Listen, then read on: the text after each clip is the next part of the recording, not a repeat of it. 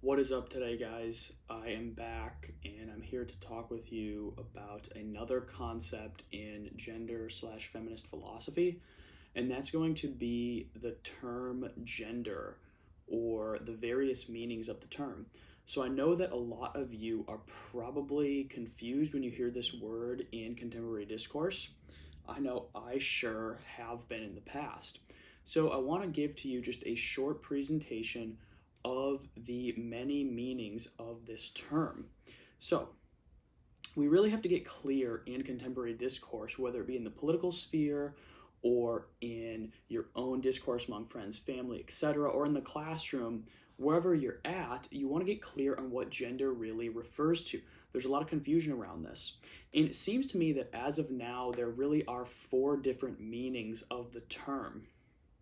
So, with that in mind, let's get into it a little bit. It's going to be a really short video. I'm just going to go over them, not going to explain them that much in detail. I'm just going to go over really what they mean.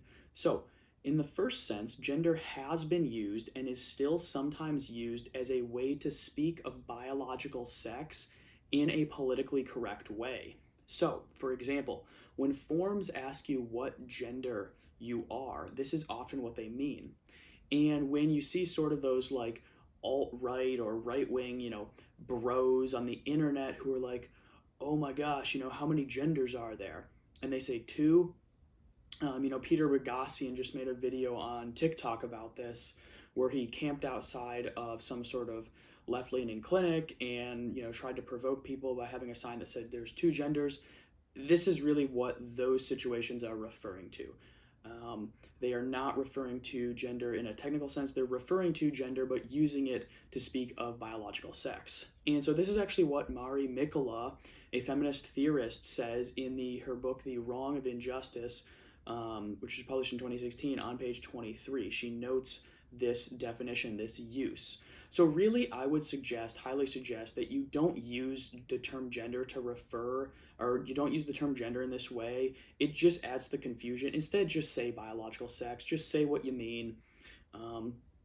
It's kind of a almost toxic way to refer to gender or to refer to sex by using gender. It just adds to confusion and doesn't do anybody any help for the issues that are surrounding this. So in the second sense, originally the term gender was introduced as a kind of technical, philosophic, and medical term in the 50s and 60s to refer to the social stereotypes of man and woman.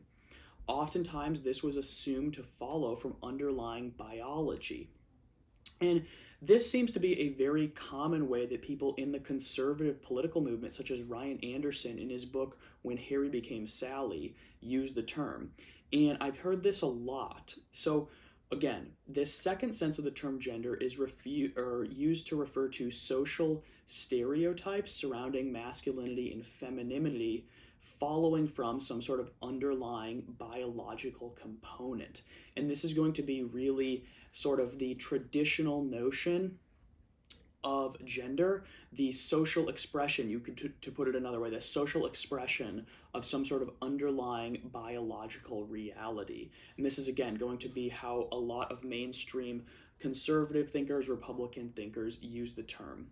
Now, in a third way that we can use the term gender, that it is constantly used, is in fact it's used to refer to this in this Beauvoirian, Simone de Beauvoir / feminist sense, to denote the social projection of roles onto men and women. Again, a third way to use this term gender and how it has been used especially in the 60s, 70s, 80s following Beauvoir, and still a bit up to today, Judith Butler in her book Gender Trouble, articulating a performance account of gender, would seem to fit this description. But again, to denote the social projection of roles onto men / women / others, trans, etc. And on this view, there really is no connection to biology. So sex and gender, biological sex, I should say, and gender are utterly distinct. There's no connection on this view. Gender does not, this social projection of roles has no basis in a biological underpinning as it does on the second view of the term.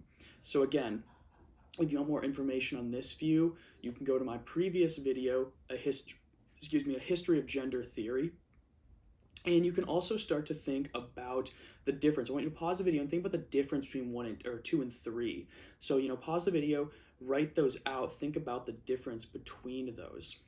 Now, for the fourth term, the newest way, and again, this is something you're going to hear a lot, and this is oftentimes people really don't understand what's going on, but oftentimes the term gender is used to refer to gender identity, which again, as I mentioned in my previous video, stems from John Money, but has been taken up in gender theory and trans philosophy as a technical term.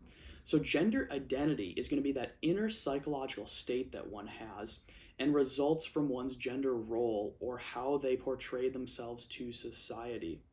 And this is a lot more complicated of a technical term. Gender identity is a lot more complicated than that. And so I'll touch on this maybe in a later video. But for now, those are 4 definitions of the term gender. And I'll recap in a sec, but I do want to point out that I'm not interested in this video of critiquing or supporting any of these. I just want to point out the 4 different uses in society and in philosophy so that you all can in fact be more informed about what the term means, and hopefully it can help to clarify a lot of the discourse that you hear. I really struggled before I came across some of this information to understand what people were saying. And in fact, I recommend that you always get precise on what the term, how the person you are speaking with is using the term gender, because in fact it is so complicated and so, I guess you could say, loaded with different meanings in different contexts. So again, to recap, we have gender has been used primarily to speak of, or not primarily, but gender has been used to speak of biological sex in a politically correct way. And I suggest simply dropping that usage altogether and referring to that as biological sex. The term gender was introduced in this philosophical and medical literature to refer to social stereotypes following from some sort of biological reality, and that's how it's often used. It's really the social expression of some sort of biological sex, and that's how it's often portrayed in conservative and Republican discourse. A third way is in this Beauvoirian sense, denoting the social projection of these masculine and feminine roles onto women. And on this view, there really is no connection to biology. And the fourth way is to use the term gender to refer to gender identity, which stems again from John Money in his research in the 50s, 60s. But again, gender identity is going to be that inner psychological state, and it's going to be or result from your gender role or how you portray yourself to society in some sort of masculine, feminine, etc. way. And again, gender identity is quite complicated, so I will touch on that in another video. But I hope this helped. I hope that you can use this, write this stuff down to understand political discourse, and again, to help you in your own life to understand really what people mean when they talk about the term gender. Thanks for watching. Please like and subscribe and comment.